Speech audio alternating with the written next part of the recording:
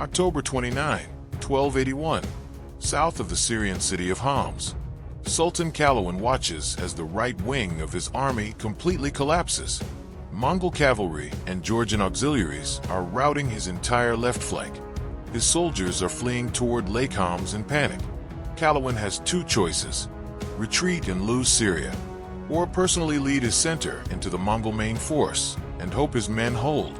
And he chooses the latter and chooses to fight. Welcome to Historic War Lens.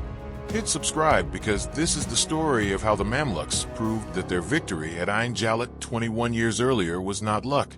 This is the Second Battle of Homs, the battle that permanently ended Mongol dreams of conquering Syria. Let's dive in. First, we need some context, because this battle does not happen in a vacuum. According to historians, the conflict between these two powers had been ongoing since 1260.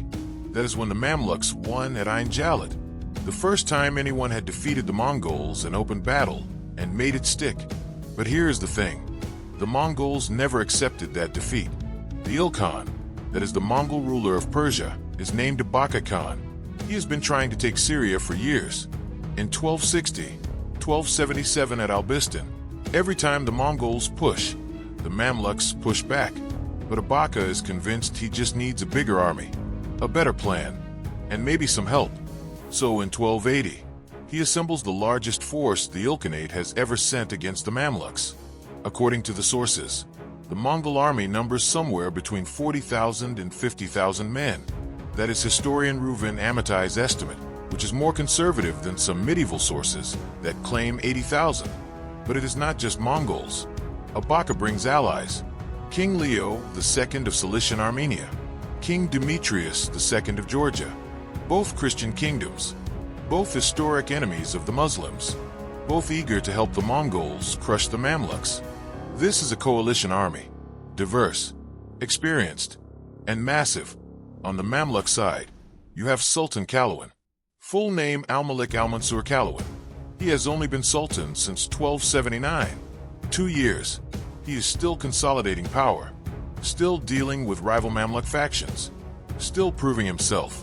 And now the largest Mongol army ever is marching into his territory. According to the historical records, Qalawun had excellent intelligence. On September 6, 1280, he interrogated a captured Mongol officer. That prisoner told him everything: the size of the army, the route, the target. The Mongols were coming for Syria, and they were coming now. In October 1280, the Mongol coalition crosses the Euphrates. According to sources, they take Aleppo on October 20th. The city is pillaged, markets burned, mosques destroyed. Refugees flee south toward Damascus. The Mongols are sending a message: submit or be destroyed. Qalawun assembles his forces in Damascus. He calls in every emir, every commander, every unit he can gather.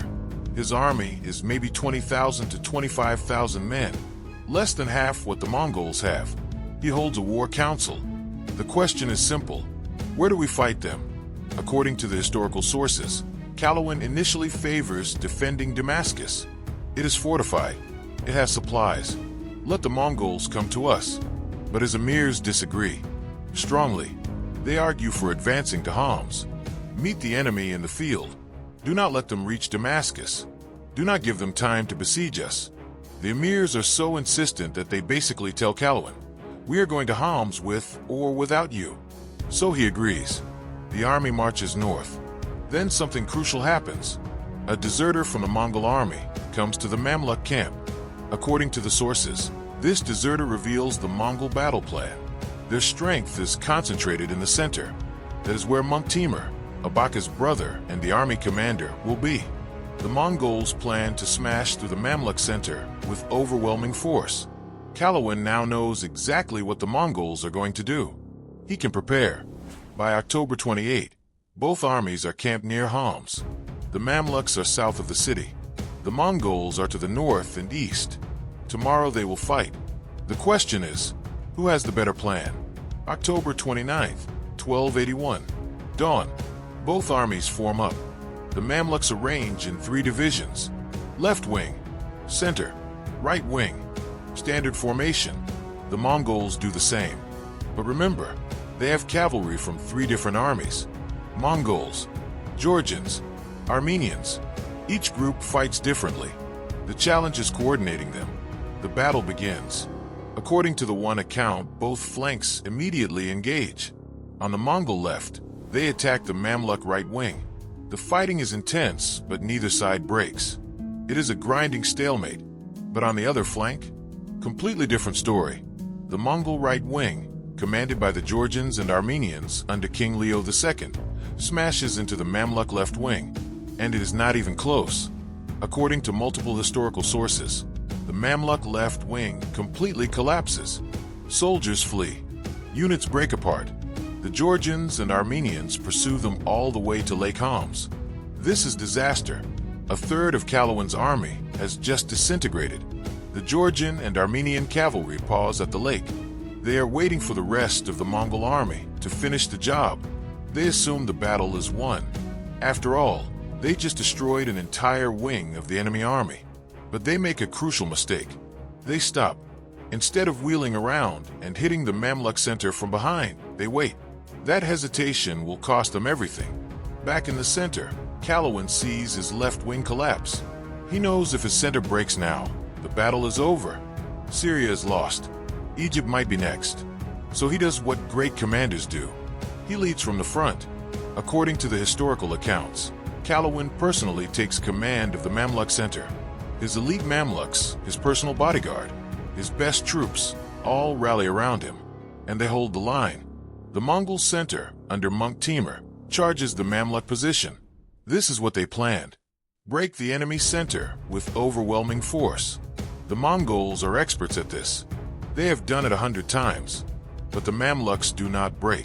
They fight back with everything they have: arrows, lances, swords. The two centers clash in brutal hand-to-hand combat. According to the battle accounts, the Mamluk center starts pushing forward, not retreating, advancing into the Mongol main force. This is not what the Mongols expected. Usually when one wing collapses, the whole army crumbles. But these Mamluks are different. They are trained for this. They have fought Mongols before at Jalut. They know the tactics, and they are not intimidated. And then the critical moment happens. According to multiple sources, Monk Timur is wounded. Some accounts say an arrow. Some say close combat. Either way, the Mongol commander goes down. When a commander falls, especially in medieval warfare, it causes panic. Soldiers do not know what to do. Units lose coordination. The chain of command breaks. The Mongol center starts to waver. Qalawun sees this. He orders his center to push harder. The Mamluks surge forward. The Mongol center, already reeling from losing their commander, starts to break. According to the historical record, the Mongol left wing also collapses around this time. They cannot hold against the Mamluk right wing without support from the center. Suddenly, the entire Mongol army, except for the Georgian-Armenian wing, is in retreat. Monk Timur, wounded but alive, is evacuated by his guards. The Mongol and Persian cavalry flee north. Units scatter. The organized army becomes a mob trying to escape. The battle is over. The Mamluks have won. But what about the Georgian and Armenian cavalry? The ones who crushed the Mamluk left wing and were waiting at Lake Homs?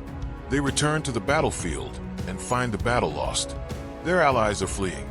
They are now isolated and surrounded by victorious Mamluk forces. According to the sources, Qalawun makes an interesting decision. He does not pursue them. The Georgians and Armenians manage to withdraw in good order.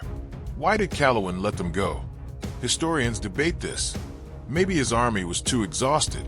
Maybe he did not want to risk his victory. Maybe he calculated that destroying the Mongol center was enough. Whatever the reason, the Battle of Homs is over. The Mamluks have decisively defeated the largest Mongol army ever sent against them. So what were the casualties? The medieval sources vary wildly, as they always do. But modern historians estimate thousands dead on both sides. The Mongols definitely suffered worse. They lost their commander, their cohesion, and their reputation. More importantly, they lost the strategic initiative. The Mongol army retreats back across the Euphrates. According to the historical timeline, Abaka Khan receives the news of the defeat. He is furious. He has thrown his best army at the Mamluks and lost. A few months later, in June 1282, Abaka dies. According to the sources, his successor Tekuder converts to religion of Islam and actually tries to make peace with the Mamluks. The aggressive policy towards Syria is abandoned. For Qalawun, the victory is transformative. Remember, he has only been Sultan for 2 years. He still has rivals, factions plotting against him. But after Homs, his position is unassailable. He defeated the Mongols. He saved Syria. He is now the unquestioned leader of the Mamluk Sultanate. According to historians, the Battle of Homs was the true test. Jalut in 1260 was fought against a Mongol raiding force, not a full invasion army. But Homs? This was the Ilkhanate at full strength, and the Mamluks won decisively. The battle establishes a permanent border. The Euphrates River becomes the line between Mongol and Mamluk territory. The Mongols will try again. In 1299, they briefly capture Damascus, but they never permanently conquer Syria. That window closed at Homs in 1281. Today, Homs is a city in western Syria. Most people there probably do not know that just south of their city, one of the most important battles of the 13th century took place. There is no big monument, no tourist site. The battlefield has been built over and farmed for centuries. But on October 29, 1281, that ground decided the fate of the Middle East. So what do we learn from the Second Battle of Homs? First, intelligence matters. Qalawun knew the Mongol battle plan because of that deserter. That knowledge let him prepare his defense. Without that information, the battle might have gone very differently. Second, leadership under pressure is everything. When Qalawun's left wing collapsed, he could have retreated. Instead, he led from the front. He held his center. He turned a potential disaster into a victory. Third, the Mamluks proved that Jalut was not a fluke. Slave soldiers, trained from childhood, fighting with discipline and skill, could beat the Mongols. Not through luck, through training, tactics, and courage. The Mamluks were former slaves who became the military elite of Egypt. They stopped the Mongols twice. They ended the Crusades. They ruled Egypt for over 250 years. And it all came down to battles like Homs, where they proved they were the best cavalry force in the medieval world. Thank you for watching Historic War Lens. If this deep dive into the Battle of Homs using actual historical sources interested you, hit that subscribe button and keep looking through the lens of history.